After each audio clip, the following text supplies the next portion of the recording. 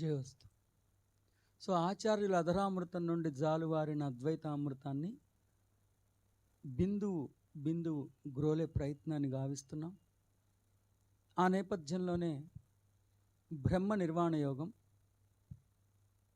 ఇప్పటికే ఇంచుమించుగా మనం 11 శ్లోకాలు మనం హస్తగతం చేసుకున్నాం.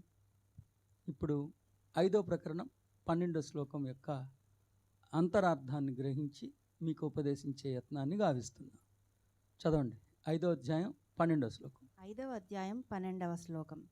యుక్తః కర్మఫలం త్యక్త్వా శాంతిమాప్నోతి నైష్టికీం అయుక్తః కామకారేణ ఫలే సక్తో నిబధ్యతే. నిష్కామకర్మయోగి కర్మఫలములను త్యజించి భగవత్ ప్రాప్తి రూపమైన శాంతి పొందును. కర్మఫలాసక్తుడైన వాడు ఫలేచ్ఛతో కర్మలనాచరించి బద్ధుడగును. యుక్తః నిష్కామకర్మయోగి కర్మఫలమును త్యక్త్వా త్యజించి నైష్టికీం శాంతిం భగవత్ ప్రాప్తి రూపమైన శాంతిని ఆప్నోతి పొందును. అయుక్తః సకామ పురుషుడు కామకారేణ వాంఛల ప్రేరణలచే ఫలే సక్తః ఫలాసక్తితో నిబధ్యతే బంధింపబడును. సో ఈ శ్లోకం నిజానికి పెద్ద సంక్లిష్టమేం లేదు, చాలా సరళంగా సులభంగా ఉన్నది. నిష్కామ కర్మయోగి కర్మఫలములను త్యజించి భగవత్ అర్పణ రూపమైన శాంతిని పొందును, భగవత్ ప్రాప్తి రూపమైన శాంతిని పొందును. కర్మఫలాసక్తుడైన వాడు ఫలేచ్ఛతో కర్మలను ఆచరించి బద్ధుడగును. అంటే ఉండాల్సిన విధానం, ఉండకూడని విధానం, ఉండాల్సిన యోచనాలయం, ఉండకూడని యోచనాలయం చెప్పేశారు. కానీ నిష్కామ కర్మయోగాన్ని అయితే ఆయన అనలేదు, యుక్త అన్నారంటే యోగయుక్తమైన ఆలోచన సంవిధానాన్ని సుసంపన్నం చేసుకోవటంలో కృతార్థుడైన ఒక మహనీయుడు. యోగయుక్తమైన ఆలోచన సంవిధానాన్ని సుసంపన్నం చేసుకోవటంలో కృతార్థుడైన ఒక మహనీయుడు కర్మఫలం త్యక్త్వా, కర్మ చేసి కర్మ నుండి ఫలితాన్ని ఆశించే విధానం నుండి త్యజించేస్తాడు. కర్మఫలం త్యక్త్వా.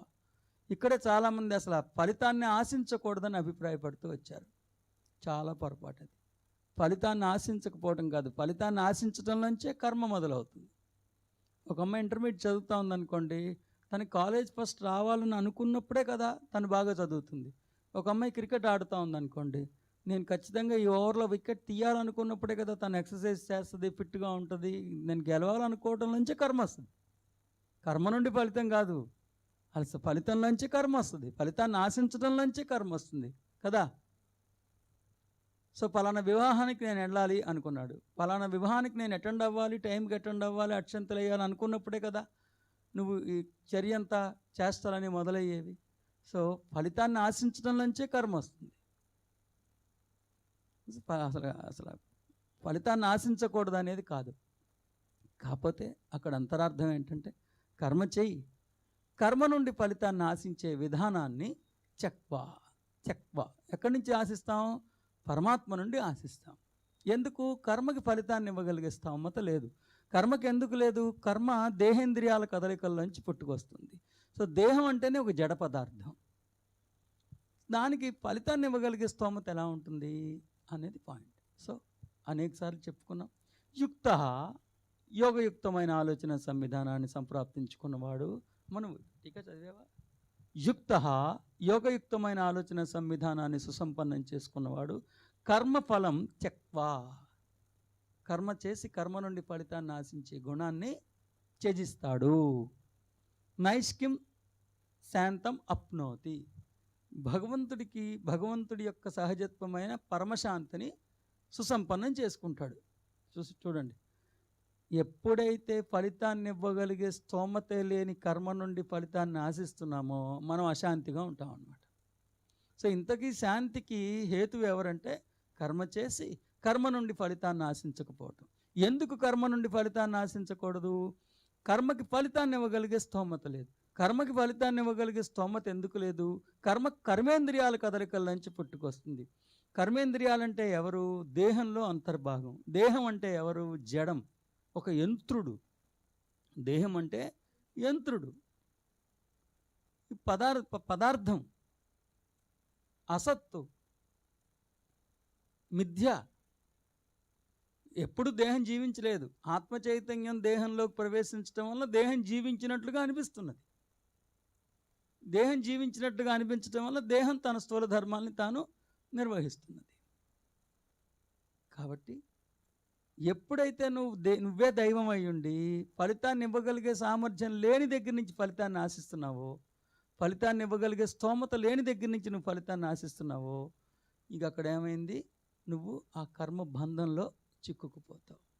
యద్భావం తద్భవతి. ఇక్కడ ఏదనుకుంటే అక్కడ జరుగుతుంది. యత్ కర్మ తత్ భవతి కానే కాదు, గుర్తుపెట్టుకోండి. కాబట్టి అదే సూక్తిని, అదే ఆర్యోక్తిని మరొకసారి ఆచార్యులు ఉపదేశించారు. తర్వాత ఏమన్నారు? ఇక్కడ యుక్త అని మొదలుపెట్టారు. తర్వాత అయుక్త, యోగయుక్తమైన ఆలోచన సంవిధానాన్ని సంప్రాప్తించుకోకుండా పరమాత్మ అంటే బాహ్యంలో ఉన్నారేమో అని ఆలోచిస్తూ, తన్ని తాను ఈ దేహంగానే అపోహపడుతూ, దేహం నుంచి పుట్టుకొస్తున్న కర్మంతా నేనే చేశానని అపోహపడుతూ, ఆ కర్తృత్వ భావంలో ఉన్నవాడికి కామకారేణ ఫలే సక్త. కామకారేణ ఫలే సక్త అంటే రజో ప్రేరేపితమైన కామాన్ని తీర్చుకోవడానికి, అసలు రజో ప్రేరేపితమైన కామాన్ని తీర్చుకోవడానికి ప్రయత్నించడమే తప్పు. కామము యాజ్ ఇట్ ఈస్గా తప్పు కాదు. కామము వేరు, మైథనం వేరు. చతుర్విధ పురుషార్థాల్లో ధర్మార్థ కామ మోక్షాలు ఉన్నాయి కదా. సో యాజ్ ఇట్ ఈస్గా కామం ఇబ్బంది కాదు. కానీ రజోగుణ ప్రేరేపిత కామం అంటే దేహం నుంచి, అంటే తత్వజ్ఞాన శూన్యతలోంచి పుట్టుకొచ్చే రజోగుణ ప్రేరేపిత కామాన్ని తీర్చుకోవటం అసలు అక్కడే తప్పు. దాన్ని తీర్చుకోవడానికి ఏం చేస్తున్నాడు? కర్మ చేస్తున్నాడు. కర్మ చేసి కర్మ నుండి ఫలితాన్ని ఆశిస్తున్నాడు. ఎంత తప్పో చూడండి. రజో ప్రేరేపితమైన కామాన్ని జస్ట్ డిలీట్ చేసేయాలి. రజో ప్రేరేపితమైన కామాన్ని తీర్చుకోవడానికి ప్రయత్నిస్తూ దాన్ని కర్మ చేసి కర్మ నుండి ఫలితాన్ని ఆశించటం, ఆ రజో ప్రేరేపితమైన కామాన్ని కర్మ ద్వారా నిర్వర్తించాలని, సఫలీకృతం చేసుకోవాలని భావిస్తే అతడు ఖచ్చితంగా నిబద్ధతే, బంధింపబడతాడు అని చాలా విపులంగా వివరణాత్మకంగా చెప్పేస్తున్నారు. జయవస్తు. ఇక 13వ శ్లోకాన్ని అర్థం చేసుకునే ప్రయత్నాన్ని గావిద్దాం. 5వ అధ్యాయం 13వ శ్లోకం. సర్వకర్మాణి మనసా సన్యస్యాస్తే సుఖం వసి నవద్వారే పురే దేహి నైవ కుర్వన్ న కారయన్. భావము: అంతఃకరణమును అదుపులో నుంచుకొని సాంఖ్యయోగమును ఆచరించు పురుషుడు కర్మలను ఆచరింపజేయకయే నవద్వారముల గల శరీరమునందు సమస్త కర్మలను మానసికముగా త్యజించి సచ్చిదానంద ఘన పరమాత్మ స్వరూపమున స్థితుడై ఆనందమును అనుభవించును.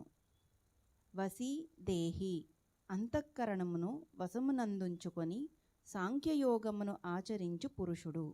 న కుర్వన్, కర్మలను ఆచరింపక. న కారయన్ ఏవా, ఆచరింపజేయకయే. నవద్వారే పురే, నవద్వారములు గల శరీరమను పురమునందు. సర్వకర్మాణి, సమస్త కర్మలను మనస, మానసికముగా. సన్యస్య, త్యజించి. సుఖముగా. ఆస్తే, స్థితుడై ఉండును. ఓకే. అంతఃకరణమును అదుపులో నుంచుకొని సాంఖ్యయోగమును ఆచరించే పురుషుడు కర్మల్ని ఆచరింపజేయకయే నవద్వారములు గల శరీరమునందు సమస్త కర్మల్ని మానసికంగా త్యజించి సచ్చిదానందగణ పరమాత్మ స్వరూపమున స్థితుడై ఆనందముని అనుభవించును.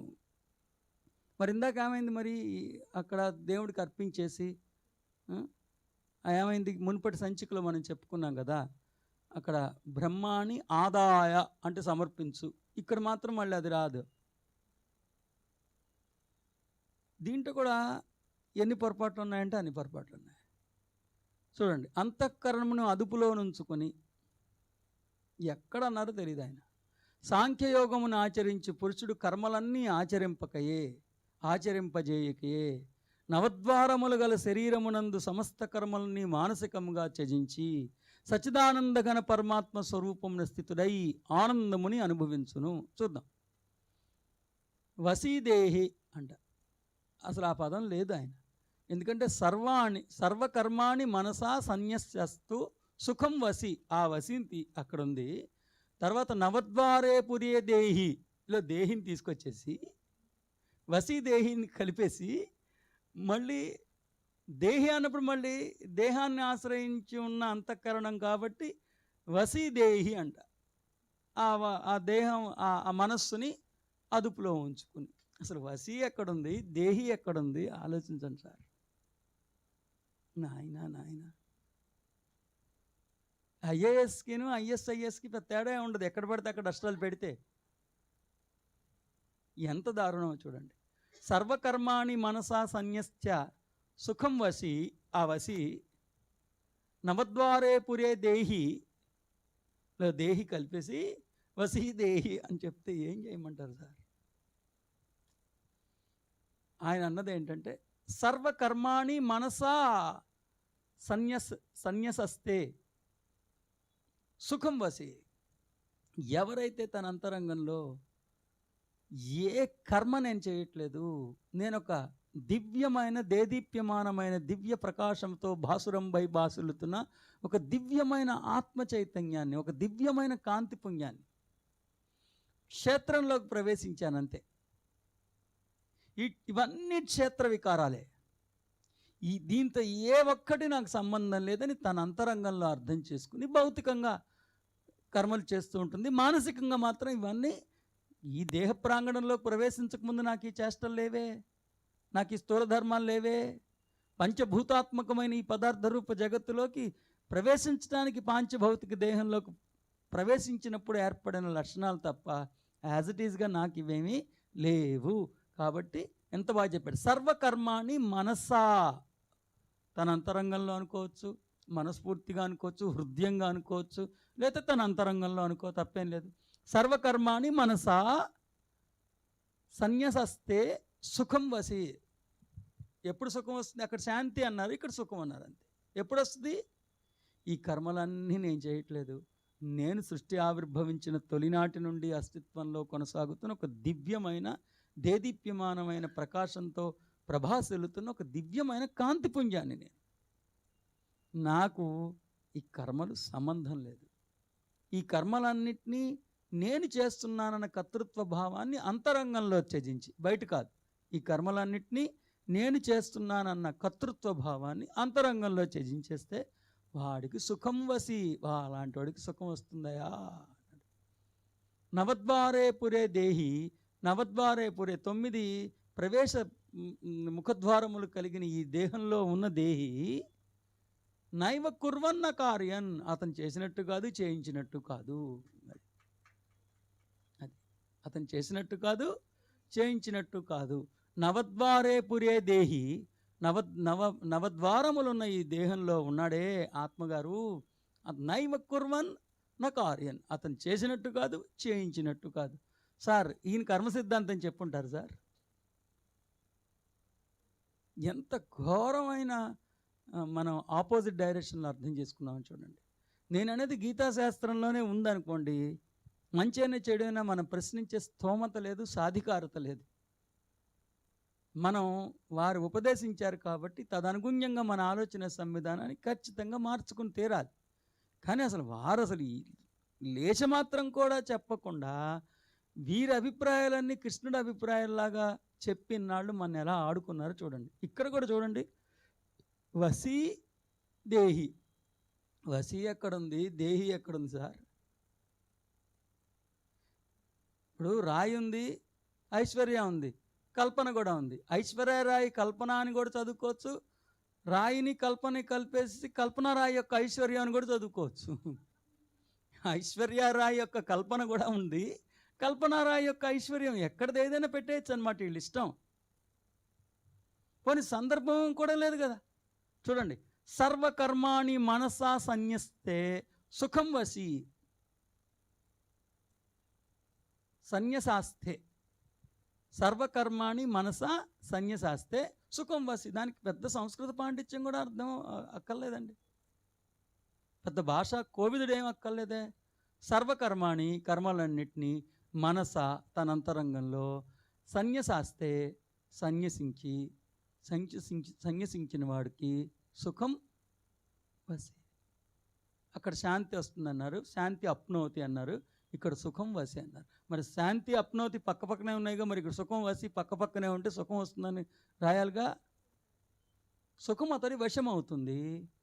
తర్వాత నవద్వారే పురే దేహి, ఈ ఆత్మ చైతన్యం నవద్వారములు కలిగిన దేహంలో ఉన్నది కానీ నైవ కుర్వన్ న కార్యన్, అతను చేసినట్టు కాదు, చేయించినట్టు కాదు, ఇతనికి సంబంధం ఏం లేదు, మిస్టర్ క్లీన్ అని ఉంది. ఒక్కసారి యోచించండి సార్. మీలో ఏ ఒక్కరైనా సరే, ఎందుకంటే వేల జ్యోతులు వెలిగించలేకపోవచ్చు, ఒక్క జ్యోతిని వెలిగించిన నా జన్మ సార్థకత అయినట్లుగా నేను భావిస్తున్నాను. ఎంత దుర్మార్గంగా చెప్పారో. దాన్ని సరిచేయటానికి, సవరించడానికి ఎవరైనా ప్రయత్నించారంటే శారదా అని వచ్చేస్తుంటే ఎంత దుర్మార్గం సార్. మీకు ఎవరికైనా అనిపిస్తూ ఉందా అక్కడ జరిగిన ఫ్రాడ్? కల్పన, అక్కడేముంది? ఐశ్వర్య రాయ్ కల్పన. కల్పన తీసుకొచ్చేసి రాయ్ తీసుకొచ్చేసి ఐశ్వర్యం అని పెట్టి కల్పన రాయ్ యొక్క ఐశ్వర్యం అవ్వచ్చు. ఎలా కావాలంటే ఎక్కడ కట్ అండ్ పేస్ట్ చేసేస్తే ఏం చెప్తాం సార్? అంతఃకరణమును అదుపులో నుంచుకుని అసలు అది ఎట్లా సాధ్యం, అది ఆయన అనకుండా. కాబట్టి నన్ను గురువరేణ్యుడిగా ఎంచుకున్న వారు మాత్రం 5వ ప్రకరణం కూడా మహిమాన్వితమైన ప్రకరణం అర్థం చేసుకోండి. ఇంచుమించు 29 శ్లోకాలు, ఇఫ్ ఐఎమ్ నాట్ రాంగ్.